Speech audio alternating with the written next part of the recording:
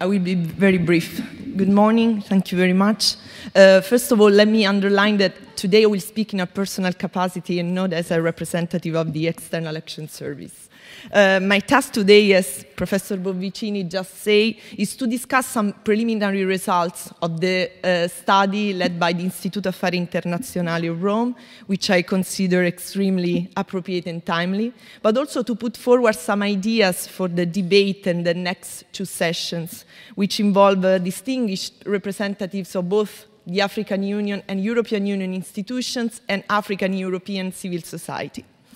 I think that three main points have emerged from the study to which it is possible to link further reflections and questions.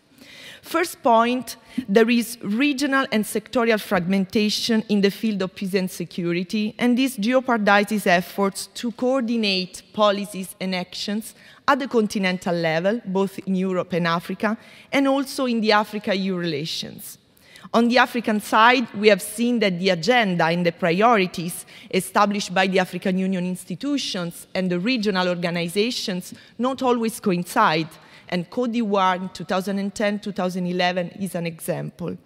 And on its side, the civil society community sometimes tend to interpret security priorities through a localistic approach.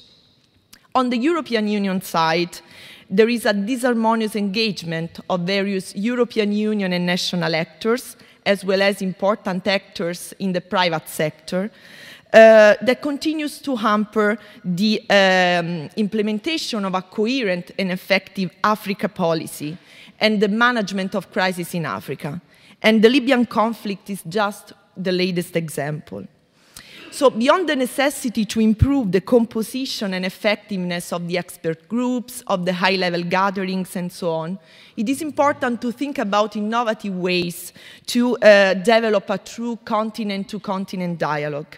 For example, using means such as effective communication campaigns, or putting forward the political incentives linked to the active contribution to the partnership, or also have a stronger focus on inclusive processes, especially as far as fact-finding, planning, or training are concerned.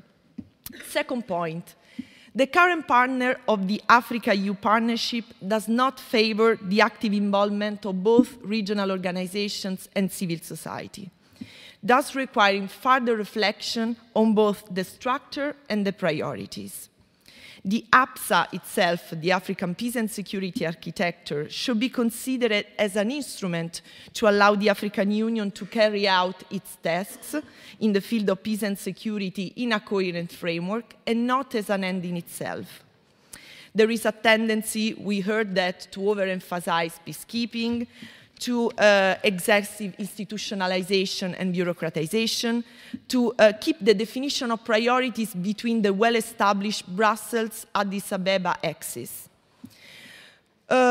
We heard that early warning and mediation are the key elements to take into consideration and to take forward at grassroots level. And these are very important to make regional and civil society actors involved in order to understand, to interpret correctly, and to design effective strategies to respond to the new challenges in Africa, being them the uprising against despotic regimes as in Libya, or undemocratic changes of government such as in Mali, or failing state institutions such as in Somalia, and so on.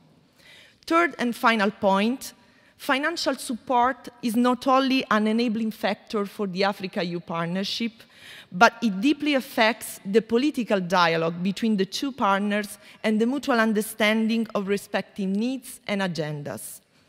The lack of resources often results in lack of representation and contribution both in the decision-making fora and at the negotiation tables. So without stable and sustainable financial support, this partnership will never turn into a partnership between equals. On the EU side, it is important to reflect about flexibility, sustainability of funding, and so on. On the African Union side, it is important to consider how to reduce dependency on external resources and go through internal funding.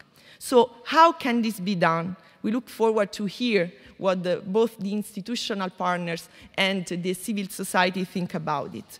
So I think these are the most pressing issues that we need to address, not only to boost the EU-Africa relations in peace and security, but also to assess critically and at the same time to give new impetus to the European Union's role in the world in this specific sector.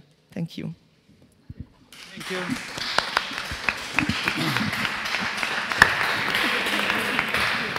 Thank you, Nicoletta. I think that you have raised some